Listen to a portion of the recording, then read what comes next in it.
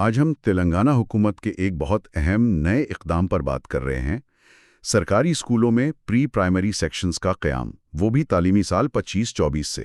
جی ہاں، اور یہ صرف اسکول ایجوکیشن کا کام نہیں ہے، اس میں women development and child welfare یعنی خواتین اور بچوں کی بہبود کا محکمہ اور ہیلتھ ڈپارٹمنٹ بھی شامل ہیں۔ بالکل، یعنی 3 محکمے مل کر کام کر رہے ہیں۔ مقصد تو ظاہر ہے، بچوں کو اسکول کے لیے بہتر طور پر تیار کرنا، ایک مضبوط بنیاد رکھنا۔ جی، اور یہ جو گائیڈ لائنز بنائی گئی ہیں ان کا مقصد ہی یہی لگتا ہے کہ پورے راجیہ میں ہر سطح پر یعنی اسٹیٹ سے لے کر اسکول تک ایک جیسا نظام لاگو ہو۔ صحیح، تو سب سے پہلا سوال جو ذہن میں آتا ہے وہ داخلے کا ہے۔ کون سے بچے ان سیکشنز میں داخلہ لے سکیں گے؟ دیکھیے، وہ تمام بچے جو تعلیمی سال 27-26 میں یعنی آج سے 2 سال بعد پہلی جماعت میں داخلے کے اہل ہوں گے، انہیں اس سال 25-26 کے پری پرائمری میں داخل کیا جائے گا۔ اچھا، یعنی 1 سال پہلے تیاری شروع ہو جائے گی۔ جی بالکل، اور داخلے کا طریقہ کار ویسا ہی ہوگا جیسا پرائمری اسکولوں میں ہوتا ہے، عمر اور رہائش کا ثبوت وغیرہ دیکھا جائے گا۔ اور اس میں کوئی خاص بات؟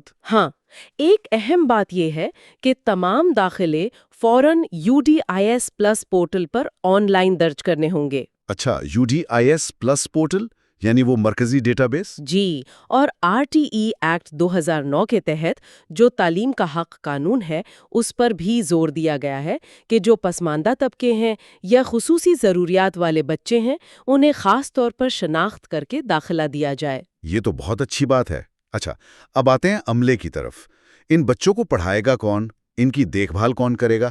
کیا انتظامات ہیں اس کے لیے؟ ہر پرائمری سیکشن کے لیے یعنی ہر کلاس کے لیے 2 پوسٹس منظور کی گئی ہیں، ایک پری پرائمری انسٹرکٹر کی اور ایک آیا کی۔ ٹھیک ہے، انسٹرکٹر کے لیے کیا کوالیفیکیشن چاہیے؟ کم از کم 12ویں پاس یعنی 10+2، لیکن اگر کسی نے ارلی چائلڈہڈ ایجوکیشن میں یا پرائمری ٹیچنگ میں کوئی ٹریننگ یا ڈپلومہ کیا ہے تو انہیں ترجیح دی جائے گی۔ اور انہیں ٹریننگ بھی دی جائے گی؟ جی ہاں، بالکل، جو بھی منتخب ہوں گے انہیں اسکول ایجوکیشن ڈپارٹمنٹ لازمی ٹریننگ دے گا۔ اور آیا کے لیے کیا معیار رکھا گیا ہے؟ آیا کے لیے کم از کم 7ویں جماعت پاس ہونا ضروری ہے۔ اچھا، اور یہ جو بھرتیاں ہوں گی ان میں ترجیح کس کو ملے گی؟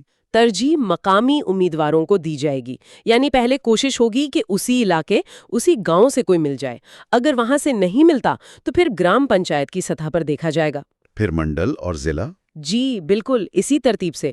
عمر کی حد 18 سے 44 سال رکھی گئی ہے۔ اور عمر میں رعایت؟ جی، وہ جو سرکاری قانون ہے SC ST OBC CWS کے لیے 5 سال، سابق فوجیوں کے لیے 3 سال اور معذور افراد کے لیے 10 سال کی رعایت وہ لاگو ہوگی۔ ایک منٹ، یہ جو تقرریاں ہیں کیا یہ مستقل ہیں؟ نہیں، یہ اہم نکتہ ہے، یہ تقرریاں مکمل طور پر عارضی ہیں، ٹیمپریری بیسس پر ہیں۔ اور تنخواہ مطلب اعزازیہ؟ جی، اعزازیہ دیا جائے گا، اور وہ بھی سال میں صرف 10 مہینوں کے لیے۔ 10 مہینے نے، یہ بات غور طلب ہے۔ اچھا، انتخاب کون کرے گا؟ اس کے لیے ضلع کی سطح پر ایک سلیکشن کمیٹی بنے گی جس کے سربراہ ڈسٹرکٹ کلیکٹر ہوں گے۔ ٹھیک ہے، اب ذرا انفراسٹرکچر یعنی سہولیات کی بات کر لیں۔ کلاس رومز کیسے ہوں گے؟ ہدایت یہ ہے کہ ہر سیکشن کے لیے ایک الگ مخصوص کلاس روم ہو جو بچوں کے حساب سے ڈیزائن کیا گیا ہو۔ بچوں کے حساب سے یعنی چائلڈ فرینڈلی فرنیچر ہو، چیزیں رکھنے ڈسپلے کرنے کی جگہ ہو، روشنی اور ہوا کا مناسب انتظام ہو۔ اور صفائی ستھرائی، بیت الخلاء؟ جی، صفائی کا خاص خیال رکھنے کی ہدایت ہے، اور بچوں کے لیے موزوں صاف ستھرے بیت الخلاء کا انتظام لازمی ہے۔ اندر اور باہر کھیلنے کا سامان بھی فراہم کیا جائے گا۔ اور وہ نیپنگ ایریا کا بھی ذکر تھا کہیں؟ جی ہاں، جہاں جگہ میسر ہو وہاں بچوں کے لیے دوپہر میں تھوڑا آرام کرنے کے لیے یعنی نیپنگ ایریا بنانے کی بھی ہدایت ہے۔ اور صفائی کی ذمہ داری کس کی ہوگی؟ یہ ذمہ داری اماں آدرش پاٹھشالہ کمیٹی یعنی AAPC اور متعلقہ گرام پنچایت کی ہوگی۔ چلیں، اب آتے ہیں پڑھائی لکھائی پر۔ نصاب کیا ہوگا، کیسے پڑھایا جائے گا؟ نصاب SCERT تلنگانہ کا تجویز کردہ استعمال ہوگا، یعنی state council of educational research and training کا۔ اچھا، اور یہ نصاب national curriculum frame work for foundational stage یعنی NCFFS کے مطابق ہوگا۔ زور سرگرمیوں پر مبنی تعلیم پر ہوگا، یعنی ایکٹیویٹی بیسڈ لرننگ، کھیل کھیل میں سکھانا۔ اور کھانے پینے کا انتظام، مڈ ڈے میل؟ جی، تمام بچوں کو مڈ ڈے میل دیا جائے گا، اور اگر وہاں آنگنواڑی مرکز بھی موجود ہے تو WDCW کی طرف سے ناشتہ بھی فراہم کیا جائے گا۔ یہ تو اچھا اضافہ ہے۔ صحت اور حفاظت کے بارے میں کیا ہدایات ہیں؟ صحت کے حوالے سے ہیلتھ ڈپارٹمنٹ باقاعدگی سے بچوں کے ہیلتھ چیک اپ کرے گا اور اسکول کی سطح پر ان کا ریکارڈ رکھا جائے گا۔ اور بچوں کی سیفٹی؟ جی، اس پر بھی خاص توجہ ہے۔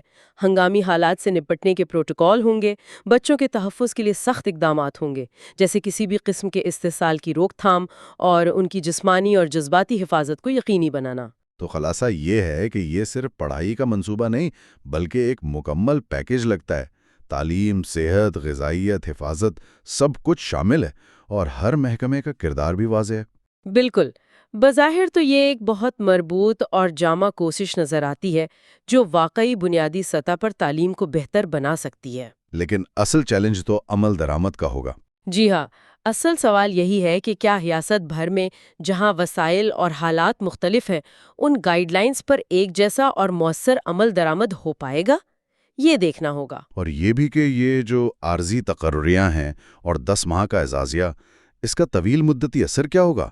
کیا اس سے معیاری عملہ مل سکے گا اور وہ ٹکے گا بھی؟ یہ سوالات اہم ہیں۔ یقیناً، پالیسی تو بن گئی ہے، اب اس کا زمین پر اترنا اور اس کے نتائج ہی اس کی کامیابی یا ناکامی کا فیصلہ کریں گے۔ یہ ایک ایسا پہلو ہے جس پر مستقبل میں نظر رکھنی ہوگی۔ اور یہ بات بھی دلچسپ ہے جو آپ نے شروع میں ذکر نہیں کیا لیکن رپورٹ میں ہے، کہ اردو اساتذہ ایسوسی ایشن جیسی تنظیمیں بھی تعلیمی معاملات میں دلچسپی رکھتی ہیں، جو ظاہر کرتا ہے کہ کمیونٹی کی سطح پر اس کی اہمیت کو سمجھا جا رہا ہے۔ بالکل۔ تو یہ وہ سوالات ہیں جن پر آنے والے وقت میں نظر رکھنی